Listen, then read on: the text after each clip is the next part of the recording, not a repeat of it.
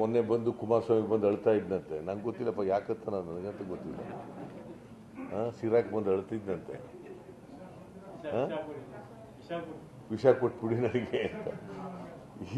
ಈ ರಾಜಕಾರಣ ಅನ್ನೋದು ಜನಸೇವೆ ಮಾಡೋಕ್ಕೋಸ್ಕರ ರಾಜಕಾರಣ ಮಾಡೋದು. ವಿಷ ಕೊಟ್ಬಿಡಿ, ಇನ್ನೇನೋ ಕೊಟ್ಬಿಡಿ ಅಂತ ಅನ್ನೋದು ರಾಜಕಾರಣನ.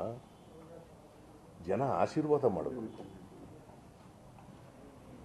ಭಾವನಾತ್ಮಕವಾಗಿ ಜನರನ್ನ ಅಯ್ಯೋ ನಾನು ಸುತ್ತೋಗ್ಬಿಡ್ತೀನಪ್ಪ ಓಟ್ ಕೊಡಿ ಅಂತ ಹೇಳೋದ? ನಾನಪ್ಪ ನಿಮ್ಮ ಸೇವೆ ಮಾಡೋಕ್ಕೆ ತಯಾರಾಗಿದ್ದೀನಿ, ನನಗೆ ಆಶೀರ್ವಾದ ಮಾಡಿ ಅಂತ ಕೇಳಬೇಕು. ಇವೆಲ್ಲ ನಡೀತವೆ, ಇವೆಲ್ಲ ಡ್ರಾಮಾಗಳೆಲ್ಲ ನಡೀತವೆ. ಈ ಡ್ರಾಮಾಗಳಿಗೆಲ್ಲ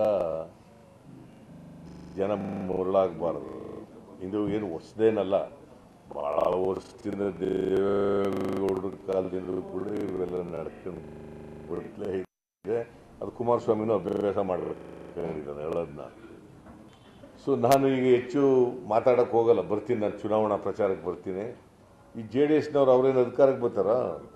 ಇಲ್ಲ ರವಿ ಇದ್ದಾನೆ ಇಲ್ಲಿ, ಅವರು ತಿಪ್ಪರ್ಲಾಗ ಹಾಕಿದ್ರು ಕೂಡ ಅಧಿಕಾರಕ್ಕೆ ಬರೋರಲ್ಲ. ಅವರು ಸ್ವಂತ ಶಕ್ತಿ ಮೇಲೆ ಇನ್ನೊಬ್ಬರ ಮೇಲೆ ಕುದುರೆ ಸವಾರಿ ಮಾಡ್ಕೊಂಡು ಬರಬೇಕು ಅಂತಾನವ್ರು. ಅವ್ರು ಯಾವ ಗಿರಾಕಿಗಳು ಇನ್ನೊಬ್ರು ಹೆಗಲ ಮೇಲೆ ಕೂತ್ಕೊಂಡು ನಾವು ಸರ್ಕಾರ ಮಾಡಬೇಕು ಅನ್ನೋರು.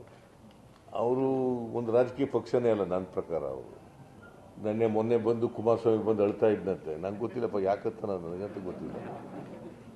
ಸಿರಾಕ್ ಬಂದು ಅಳ್ತಿದ್ದಂತೆ. ವಿಷ ಕೊಟ್ಬಿಡಿ ನನಗೆ ಅಂತ.